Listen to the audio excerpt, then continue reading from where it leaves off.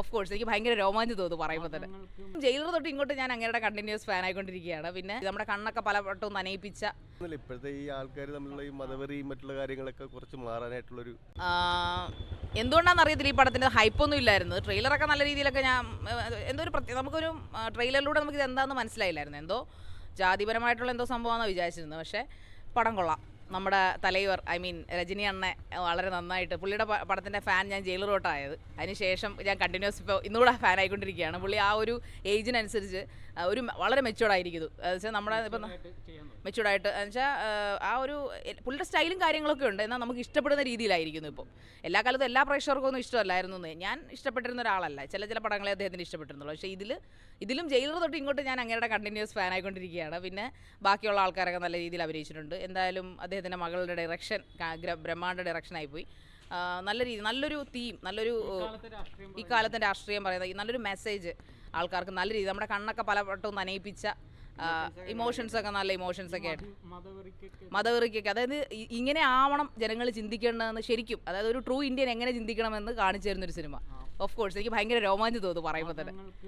മതങ്ങൾക്കും ഇതേ V R Indians എന്ന് ചിന്തിപ്പിക്കുന്നത്. അതായത് അതിനകത്തൊരു തീം അദ്ദേഹം പറയുന്ന തീം എന്ന് പറഞ്ഞാൽ നമ്മൾ ആരാധിക്കുന്ന ദൈവം പലതായിരിക്കാം, നമ്മൾ ആരാധിക്കുന്ന രീതി പലതായിരിക്കാം. പക്ഷെ നമ്മളെല്ലാവരും പുറത്തെവിടെ പോയാലും ഇന്ത്യൻ എന്ന ഒറ്റ പേരിൽ അറിയപ്പെടത്തുള്ളൂ. അത് ഇന്ത്യൻ മുസ്ലിം ആയാലും ഇന്ത്യൻ ക്രിസ്ത്യൻ ആയാലും ഇന്ത്യൻ പാഴ്സി ആയാലും ഇന്ത്യൻ ഹിന്ദു എന്ന് ഇന്ത്യൻ എന്ന ടാഗ്ലൈൻ അവിടെ ഉണ്ട്. അപ്പോൾ അത് നമ്മളെല്ലായ്പ്പോഴും ഓർക്കുക എന്ന ഒരു ക്രിക്കറ്റ് ഇതിനകത്തൊരു വല്ലാത്ത സെക്കൻഡ് ഹാഫിന് ശേഷം ആ ക്രിക്കറ്റിൻ്റെ ഒരു ജ്വരം അത് നല്ല രീതിയിൽ തന്നെ ഒരു ലോക്കൽ കൗണ്ടി ക്രിക്കറ്റാണ്.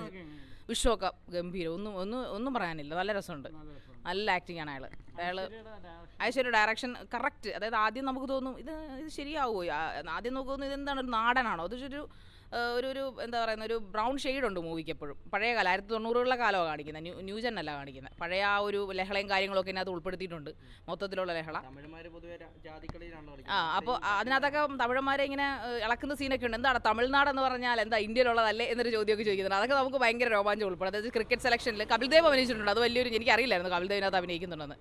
അത് കപിൽദേവിന് ക്രിക്കറ്റിനകത്ത് നല്ലൊരു സ്കോറുണ്ട് ഇതിനകത്ത്. ക്രിക്കറ്റ് നല്ല ഇപ്പോഴത്തെ ട്രെൻഡിന് പറ്റിയത് ഇപ്പോഴത്തെ ഈ രാഷ്ട്രീയവും മതപരമായിട്ടുള്ള സംഭവങ്ങൾക്കൊക്കെ ഒരു മറുപടി എന്ന് വേണം പറയാം. എല്ലാം നല്ല രീതിയിൽ ഉണ്ട്.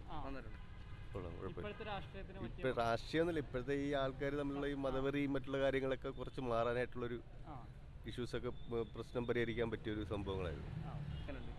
എല്ലാം കൊള്ളാം. ഫൈറ്റിംഗ് ആവുന്നതല്ല, ഒരു എന്താ പറയുക, നമ്മുടെ ഇപ്പോഴത്തെ ഒരു നടന്നുകൊണ്ടിരിക്കുന്ന ഇപ്പം നമ്മുടെ രാഷ്ട്രത്തിൻ്റെ ഒരു സംഭവമായിട്ട്, അതായത് ഹിന്ദു മുസ്ലിമിൻ്റെ ഇതിലേക്ക് ഒരു ഐക്യവും അതൊക്കെ ഉള്ളൊരു നല്ല പടം. കാലഘട്ടത്തിന് അനുയോജ്യമായ സംഭവം തന്നെ. ഹിന്ദു മുസ്ലിം ഐക്യത്തിൻ്റെ ഒക്കെ സൂപ്പർ. മൊയ്തീൻ ഭായിയുടെ സൂപ്പർ. ഒരുപാട് വലിയ ഇതായിട്ടുള്ള ഫൈറ്റ് സീനുകളൊന്നുമല്ല, ഗ്യാങ്സ്റ്ററൊന്നുമല്ല.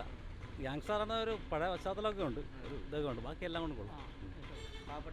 ഒരു സിമ്പിൾ മാനായിട്ട് ഒരു ഹിന്ദു മുസ്ലിം വളരെ നന്നായിരുന്നു.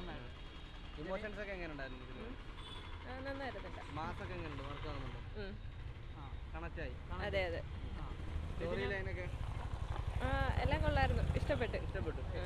അതെ, കുടുംബങ്ങൾക്ക് കാണാൻ പറ്റിയ അതെ അതെ, പുതുതലമുറയ്ക്ക് കാണാൻ പറ്റുന്നു.